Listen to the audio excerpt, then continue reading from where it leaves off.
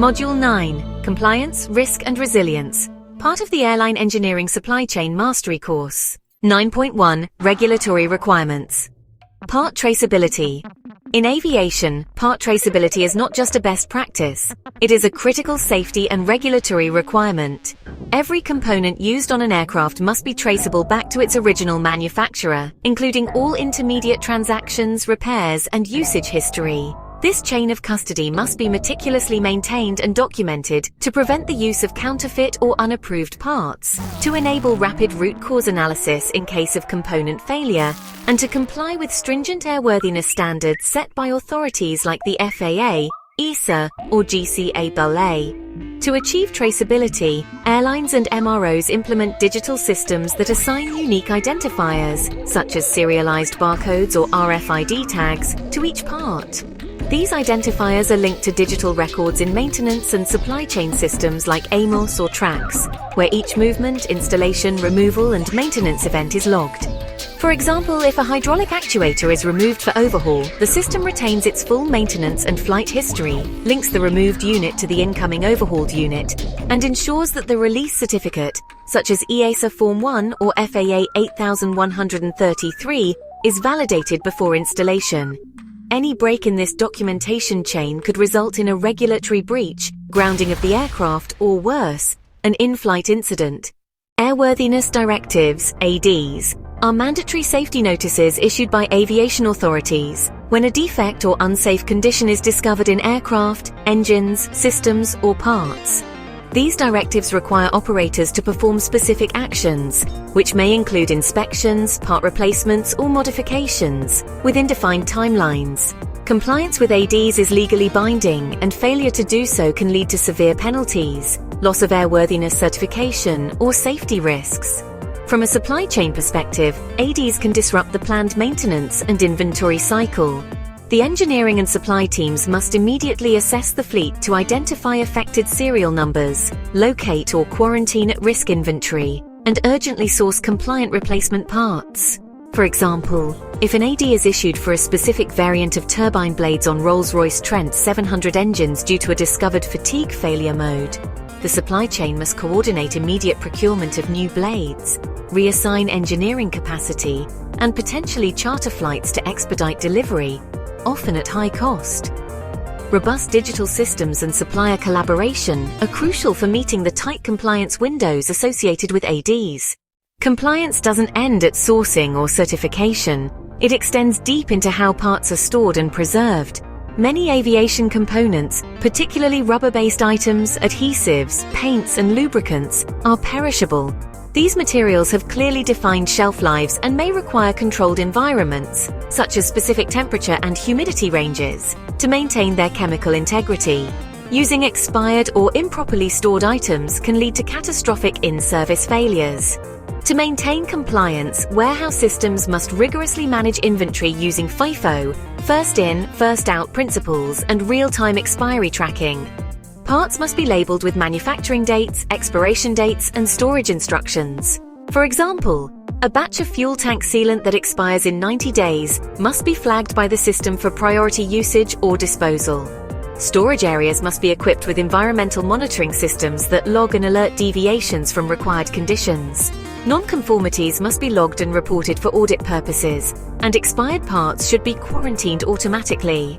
In an audit or incident investigation, preservation logs and storage compliance reports can become crucial evidence for demonstrating due diligence. 9.2 Supply Chain Resilience.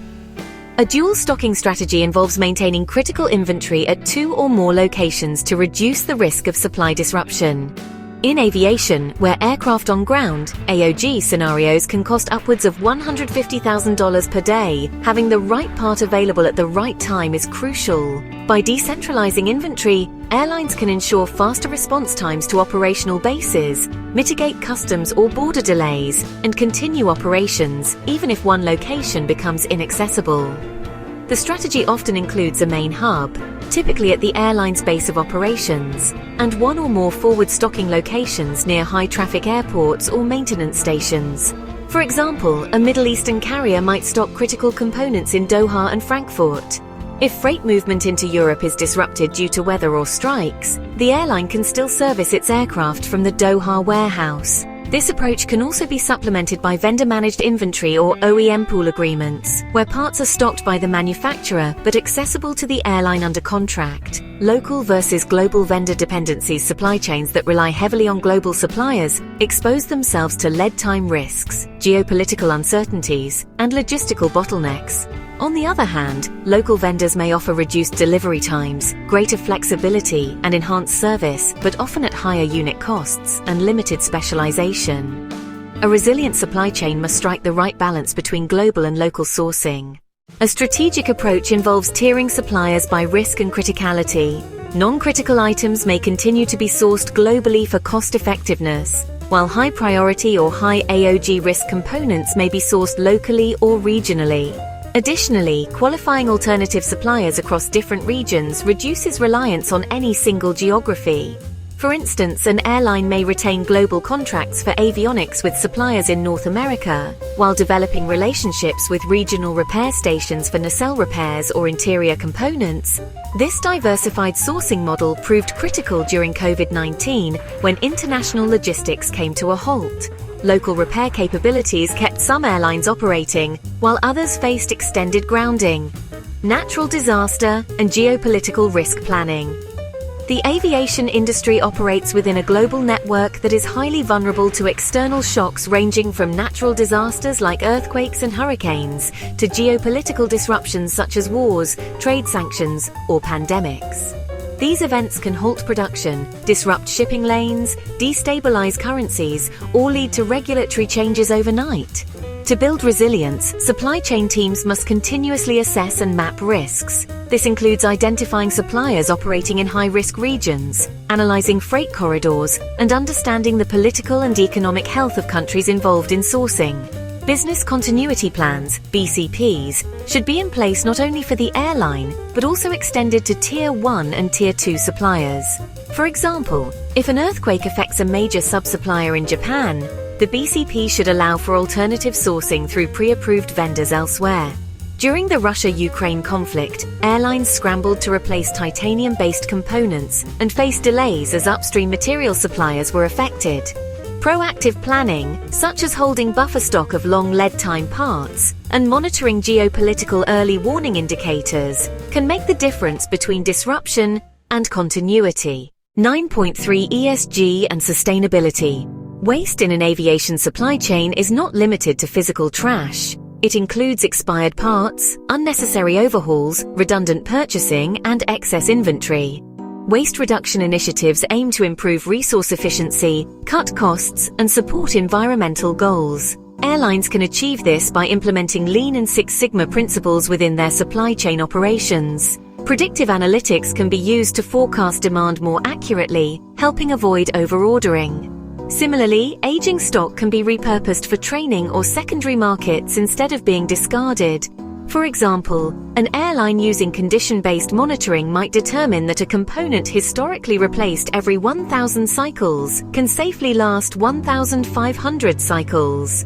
Adjusting replacement schedules accordingly reduces part consumption and waste generation while still maintaining airworthiness. Sustainable sourcing practices involve choosing suppliers who align with ethical labor practices, environmental standards, and long-term sustainability goals. This includes everything from ensuring fair wages and safe working conditions to reducing pollution, energy usage, and waste in manufacturing processes.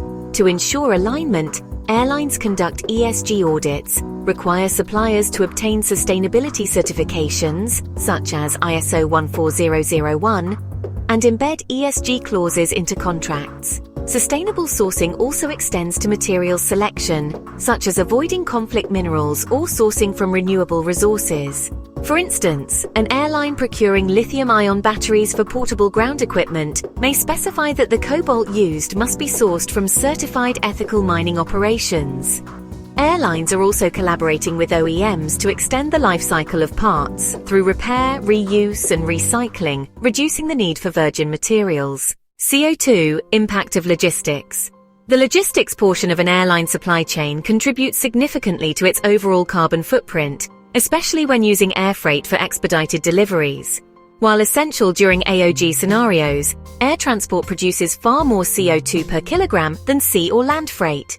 To reduce this impact, airlines are re-evaluating their freight strategies. Non-urgent items are consolidated and shipped via sea or rail. Warehouses are strategically located to minimize air freight reliance, and parts pooling strategies reduce the need for frequent shipments.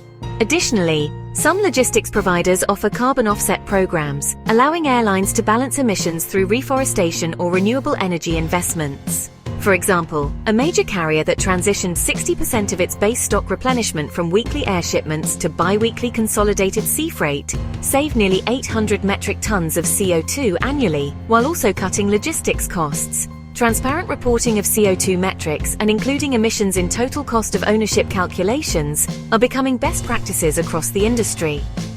Conclusion: in this module, we've explored how compliance, risk management, and sustainability intersect in the airline engineering supply chain.